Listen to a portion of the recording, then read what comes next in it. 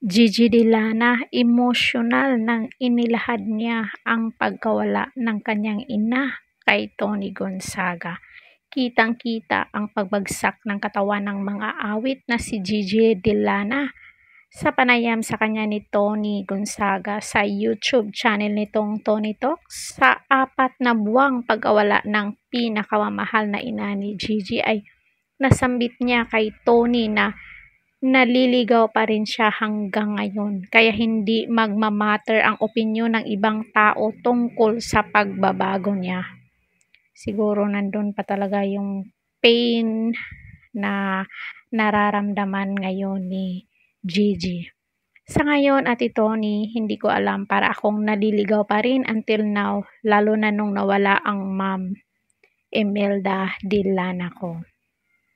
At saka nung nawala si mama, yung mundo ko sobrang bigat, para akong inalisan ng kaluluwa sa katawan ko, kasi siya lahat. Every time na kumakanta ako, siya yung motivation ko para sa kanya lagi. Until now, kwento ng mga awit.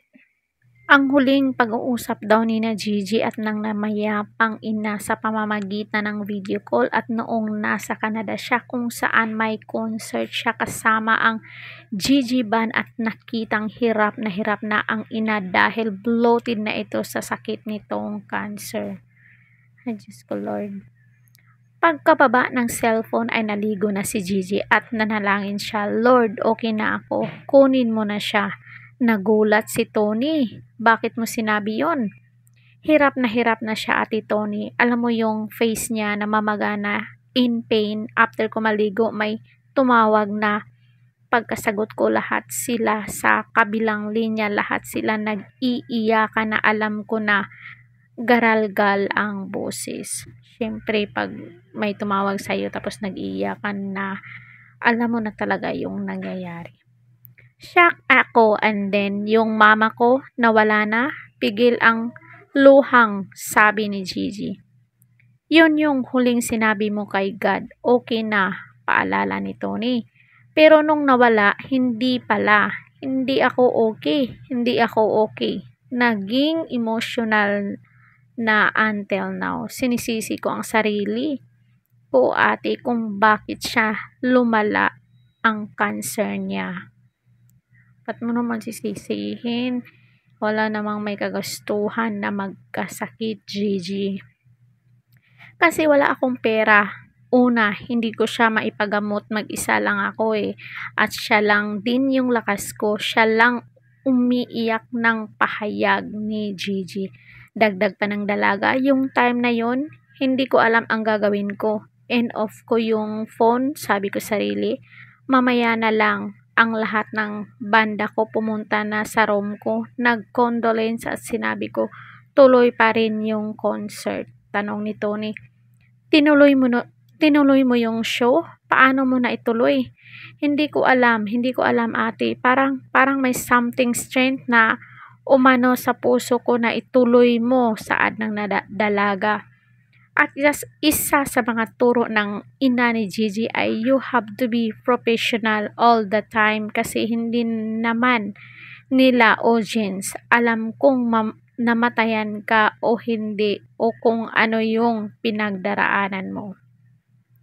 Sabi naman ni Tony, ay ito yung ilang struggles ng performance na kahit na anong mangyari ay the show must go on. Kakaiyak naman to.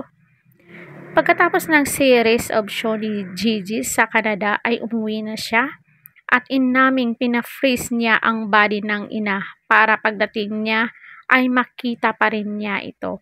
Sobrang lungkot, pero a part of me ay masaya kasi tapos na yung paghihirap niya, kasi she's battling cancer for 6 years. Ang tagal, kaya it's time na rin magpahinga, sabi ni Tony. Yes, it's time to rest, saad ni Gigi.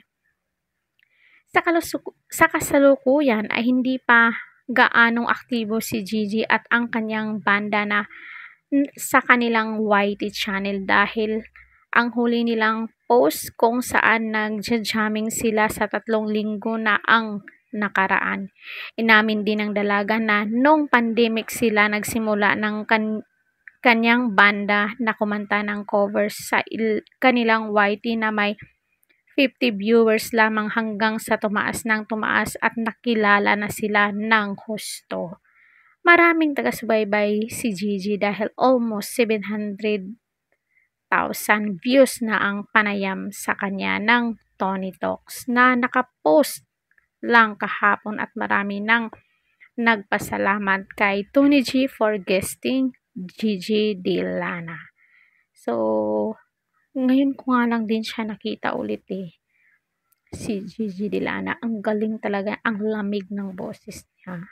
So, kung nagustuhan nyo ang kwentong to guys, kung nagustuhan nyo ang video to, don't forget to like, share, and subscribe Corridor Official TV para updated kayo lagi. Thank you so much!